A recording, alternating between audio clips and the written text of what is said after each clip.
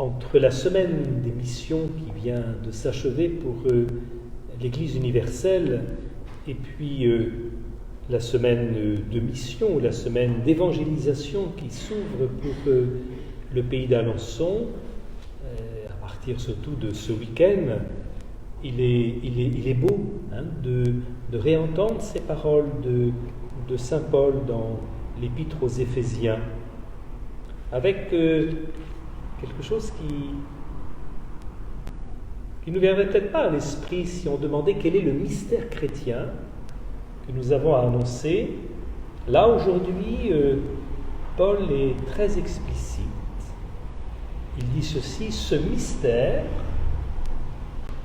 c'est que toutes les nations sont associées au même héritage, au même corps, au partage de la même promesse dans le Christ Jésus par l'annonce de l'Évangile. On pourrait dire autre chose sur ce mystère parce qu'il est tellement infini qu'on peut le découvrir, y entrer par d'autres portes, mais celle-ci qui est cette dimension universelle de la foi destinée à toutes les nations ne peut pas manquer de nous travailler. S'il y a mission, s'il y a annonce de l'Évangile, c'est bien parce que nous pensons qu'il y a quelque chose à voir en chaque nation, en chaque culture, en chaque homme, dans son appartenance particulière à un environnement qui lui est propre. Il y a une rencontre tout à fait particulière à essayer de permettre. Alors on sait bien que l'expérience missionnaire de l'Église a été toujours un peu en tension entre ce dont on est porteur en allant rencontrer d'autres pays, en allant missionnaire dans d'autres pays, ce dont on est porteur, mais dont toute une part peut-être tient quand même d'abord à notre appartenance, disons, d'occidentaux par exemple, porteurs de la foi en Afrique ou en Asie. Et il est vrai que, comme j'ai eu la chance de pouvoir le vivre, d'être passé dans l'une ou l'autre église en Chine, je mesurais combien encore la manière de célébrer l'Eucharistie, la foi chrétienne, restait quand même marquée par cette origine occidentale de ces témoins, et que tout le travail d'une inculturation de cette foi dans un génie propre à ces cultures asiatiques restait encore en cours. Certainement qu'il y a des endroits beaucoup plus avancés que ceux que j'ai pu voir, mais voilà, on sent combien on perd quelque chose de la richesse de ce mystère tant que chaque peuple n'a pas accueilli pour lui-même, chaque nation, cette foi et n'a pas fait cette rencontre de cette foi avec son génie propre. Vous voyez ? Et ce qui vaut pour les nations vaudrait un petit peu pour tout le monde. Enfin, c'est le même enjeu par rapport à l'annonce de la foi auprès des enfants.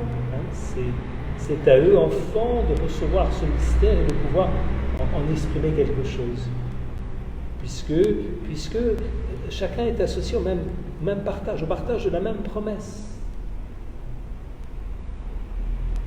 Donc tout ce qui permettra que chacun retrouve sa manière même d'accueillir cette promesse sera le signe d'une évangélisation, d'une mission bien accomplie. Voilà, en tous les cas, aujourd'hui, peut-être nous pouvons prier pour cet effort de rencontre qui va se vivre la semaine prochaine, permettant peut-être justement ce dialogue. Beaucoup qui pourraient imaginer que c'est pas pour eux, c'est pour les chrétiens, c'est pour l'Église, c'est pour les cathos, c'est pour voilà. Qu'à un moment ils se disent, et si c'était aussi pour moi? S'il découvrait que c'était aussi quelque chose que le Seigneur lui destine.